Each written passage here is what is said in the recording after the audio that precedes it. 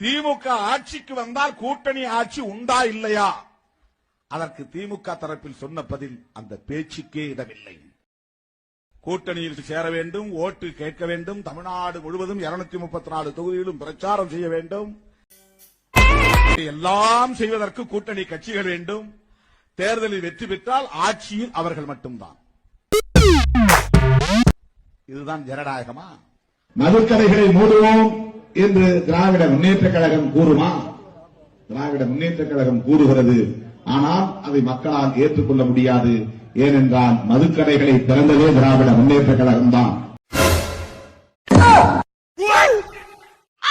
நத்தி பிழைக்க வேண்டும், பிறரை நத்தி பிழைக்க வேண்டும் என்று எண்ணி இருந்தால் நாங்கள் காத்து கிடக்கலாம், நாங்கள் பொறுத்திருக்கலாம்.